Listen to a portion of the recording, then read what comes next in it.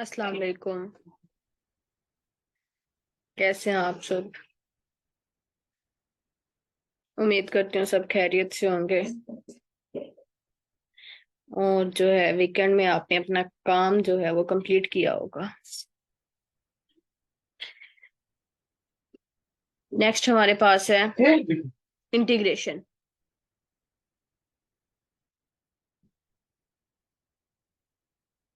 हमें पता है इंटीग्रेशन और डिफरेंशिएशन का जो है वो बहुत गहरा ताल्लुक है। जहाँ डिफरेंशिएशन होगी वहाँ इंटीग्रेशन लाजमी पाई जाएगी।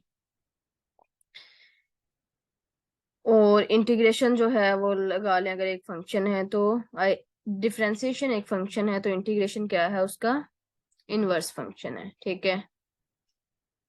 Introduction. When the derived function or differential coefficient of a function is known, then the aim to find the function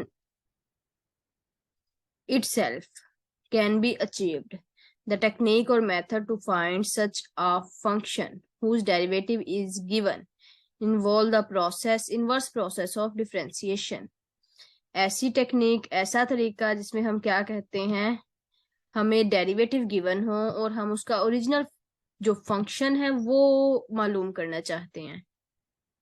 मतलब डिफरेंशिएशन, कोई भी फंक्शन की हमने डिफरेंशिएशन की हुई है, हमारे पास डेरिवेटिव गिवन है, हम चाहते हैं हमें पता चले इसका ओरिजिनल फंक्शन क्या है, तो हम क्या करते हैं, वहां पे इंटीग्रेशन लगाते हैं। ठीक है। वहां पे हम इंटीग्रेशन लगा के, या फिर इंटीग्रेशन को एंटी डेरिवेटिव भी बोलते हैं, इंटीग्रेशन या फिर anti derivation. We use differentials of variable while applying method of substitution in integrating process. हम क्या करते हैं, वेरिएबल्स के डिफरेंशियल यूज करते हैं और इसमें कॉन्स्टेंट्स यूज करते हैं। आपको पता है कॉन्स्टेंट का ताल्लुक भी इसके साथ है, और कॉन्स्टेंट का इसमें जो है वो बहुत अहम रोल होता है। ठीक है ना। और इसमें दो टाइप्स आ जाती हैं, पहले हम इंटीग्रेशन पढ़ते हैं फिर नेक्स्ट टाइप्स आएंगे। डिफरेंशियल्स ऑफ वेरिएबल्स, सेम वही चीज हमने डेरिवेटिव की डेफिनेशन पढ़ी थी, वो हमारे पास क्या होती है डेरिवेटिव की डेफिनेशन, ये कि हमने दो फंक्शन लिए,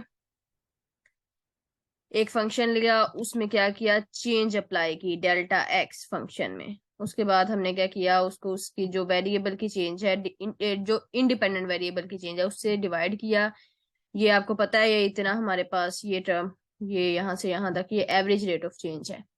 एवरेज रेट ऑफ चेंज पे जब हमने लिमिट अप्लाई की तो वो इंस्टेंटेनियस रेट ऑफ चेंज बन गया, और इंस्टेंटेनियस रेट ऑफ चेंज को ही हम डेरिवेटिव बोलते हैं। We know that before the limit is related, before the limit is reached, curly y over curly x differs from, इसमें उन्होंने कहा इसमें और इसमें दोनों में डिफरेंस है।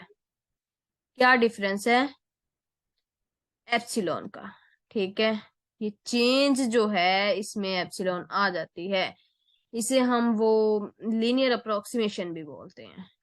ये जो चेंज है ना, लीनियर अप्रोक्सीमेशन के काफी क्वेश्चंस होते हैं, मे भी कोई क्वेश्चन जो है एमसीक्यू बुक में आए।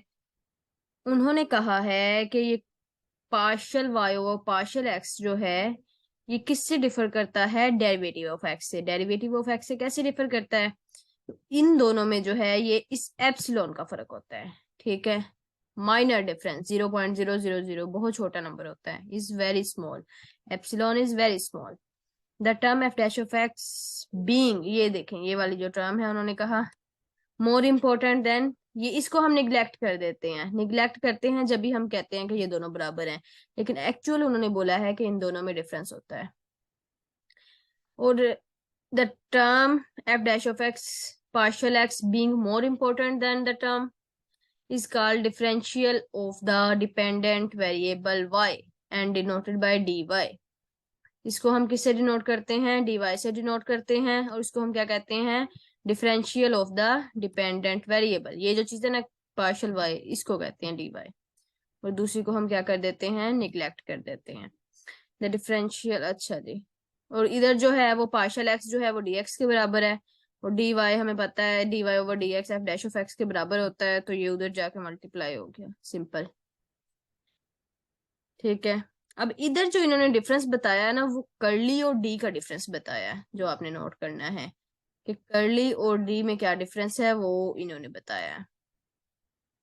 इंस्टेड ऑफ डी वाई वो can write D F, D Y की जगह हम क्या लिख देते हैं, वाई भी आपको पता है वाई जो होता है वो एफ ऑफ एक्स होता है ना, तो एफ भी लिख सकते हैं, और डी एफ को हम इस तरह लिख सकते हैं, इसमें कोई इश्यू नहीं है।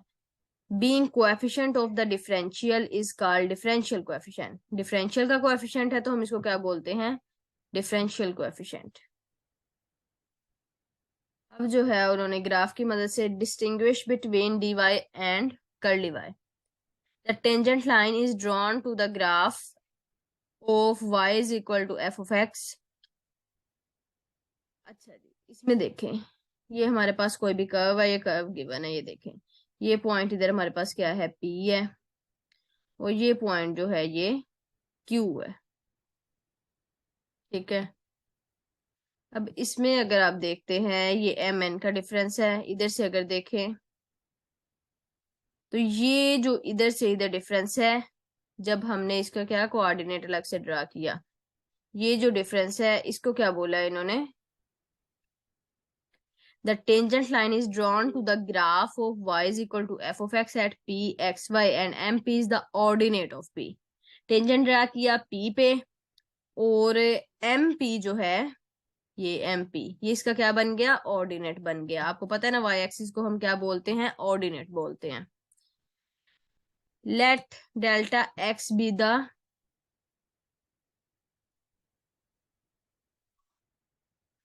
डेल्टा एक्स भी द स्मॉलेस्ट, स्मॉल नंबर हमें पता है डेल्टा एक्स चेंज है तो ये स्मॉल ही होगी। Then the point N is located at x plus delta x on the x axis. X plus delta x जो है ये वाली जो चेंज है टेंजेंट लाइन पे, हमने कोई क्या किया, हमने दूसरा पॉइंट ये लिया ना क्यू जो पॉइंट है, और इस पे जब टेंजेंट ड्रा किया तो ये पॉइंट बना, और इसको हमने क्या किया, इसको क्या नाम दे दिया, एन का। ये पॉइंट कौन सा है, एन है, एक्स एक्सिस पे। Let the vertical line through an cut the tangent line. अब हमने क्या किया, एक्चुअली लिए हमने दो पॉइंट्स लिया, पहले पी लिया फिर क्यू लिया, पी पे टेंजेंट ड्रा किया, इसका पहले ऑर्डिनेट लिया, फिर एक पॉइंट एन लिया, छोटी सी स्मॉल चेंज ली ना, एक्स में ऐड करके हमारे पास क्या आ गया, एम से आगे एक पॉइंट आ गया एन, उसको जो है वो एक वर्टिकल ड्रा किया, वर्टिकल ने जो है वो टेंजेंट को पॉइंट इधर, ये इधर जो है इसको क्रॉस किया टी पे। The graph of f at Q. अब आगे जो है उन्होंने ग्राफिकल किया है, इसको करने की इधर से जरूरत नहीं है,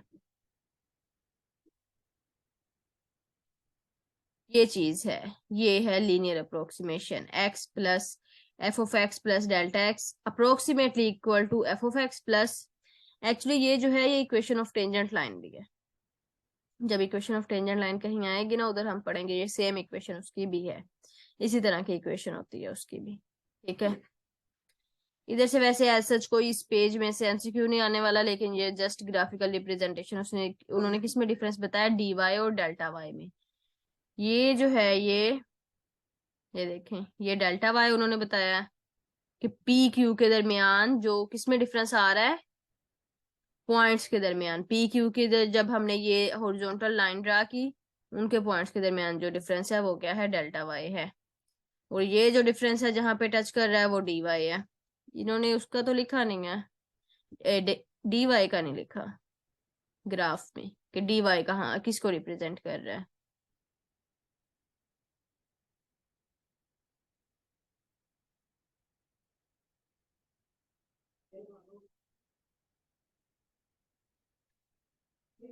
डी वाई फाइंड किया है, डी वाई उन्होंने कहा कर्ली वाई और डी वाई फाइंड करें। डी वाई हमें पता है सिंपल, एफ ऑफ एक्स ये है, उसमें चेंज है देखें 0.01, बहुत स्मॉल चेंज है।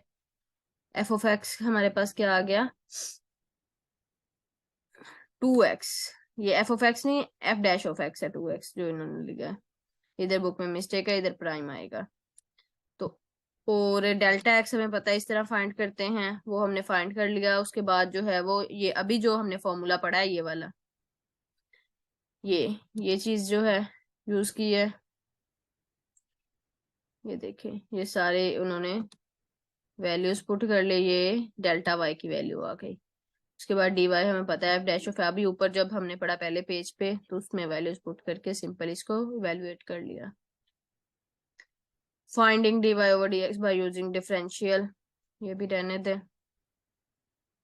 सिंपल एप्लीकेशन ऑफ डिफरेंशियल, ये है लीनियर अप्रोक्सीमेशन। यूज डिफरेंशियल को यूज करते हुए हम क्या करते हैं, अप्रोक्सीमेट करते हैं किसी ऐसे नंबर को जिसको हम अंदाजा नहीं लगा सकें कि इसकी वैल्यू जो है हमारे पास क्या आएगी। देखने से अंदाजा ना लगा सकें उसको, जब हम सोल्व करते हैं तो हमें पता चल जाता है। इसका भी सिंपल मेथड है, वही डिफरेंशियल, वही फॉर्मूला जो हमने अभी पीछे पढ़ा वो यूज करते हैं, ये वाला। उसमें वैल्यूज पुट करते हैं। हमें स्क्वायर रूट 4 की तो हमें वैल्यू पता है ना इजीली, ये स्क्वायर रूट 16 की 4 है। तो हमने क्या किया, 1 को चेंज, क्योंकि जब x में डेल्टा x ऐड करेंगे, x में डेल्टा x ऐड करेंगे, क्या 16 + 1 17 ही बन जाएगा ना, 17 की ही हमें वैल्यू चाहिए। तो ये चीज सपोज करके इसकी वैल्यूज पुट की, ये वैल्यू हम इजीली फाइंड कर सकते हैं। फंक्शन ये ले लिया ना x, अब x क्या लिया 16, डेल्टा x क्या लिया 1, x प्लस डेल्टा x वो 17 बन गया। ओरिजिनल फंक्शन नहीं बनेगा, लेकिन जब अलग अलग किया स्क्वायर रूट 16 हमें पता है 4 के बराबर होता है, तो हम इजीली इवेलुएट करके 4.125 इसकी वैल्यू फाइंड कर लेते हैं। इसी तरह इसकी बात अगर करें, क्यूब रूट ऑफ 8.6, 8 की हमें पता है क्यूब रूट क्या होता है 2, 2 पावर 3 करें तो 8 आ जाता है, 8 पावर 1/3 करें तो 2 आ जाता है। तो 0.6 जो है इसमें स्मॉल चेंज ले ली, वो अलग कर लिया, और सेम वही तरीका लगा के इसको सोल्व कर लिया। ये क्वेश्चन तो बहुत इजी है। साइन 60 डिग्री, 40 डिग्री 45 डिग्री अलग कर लिया, 1 डिग्री अलग कर लिया, इसको भी सेम सोल्व कर लिया जैसे पहले क्वेश्चन है।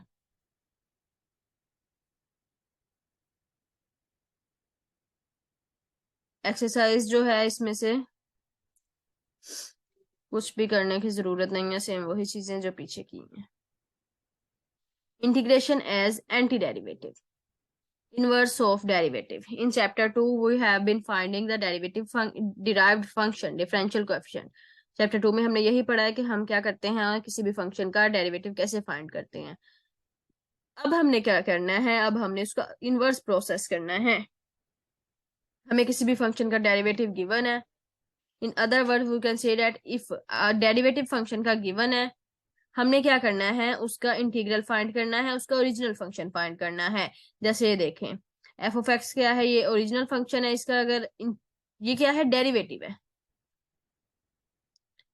क्या है, five of x, x power 3, इसका डेरिवेटिव क्या लिया, 3x² आ गया। जब इंटीग्रेट किया तो ओरिजिनल फंक्शन एक्स पावर 3 आ गया, डेरिवेटिव क्या आया, 3x² आया। 3x² को आप कर लें, पावर रूल से इंटीग्रेट करें तो x पावर 2 + 1/3 आ जाएगा, तो x पावर 3 ही बचेगा, इसके साथ c आएगा, कांस्टेंट जो ऐड होता है, वो अभी इन्होंने नहीं लिखा, वो आके चल के जो है ये लिखेंगे और ये बताएंगे c का क्या रोल है। और c बजाहिर तो इधर भी आना चाहिए, लेकिन इन्होंने जो आपको मैंने पहले बताया था बेसिक बुक है, बच्चों को कंफ्यूज करने के लिए इधर c नहीं लिखा। The inverse process of differentiation, इधर से आपने नोट करना है, डिफरेंशिएशन का जो इनवर्स प्रोसेस होता है, the process of finding such a function whose derivative is given, जिसका डेरिवेटिव गिवन हो उसका फंक्शन फाइंड करने के लिए हम क्या करते हैं, जो प्रोसेस यूज करते हैं उसे हम एंटी डिफरेंशिएशन या फिर इंटीग्रेशन कहते हैं।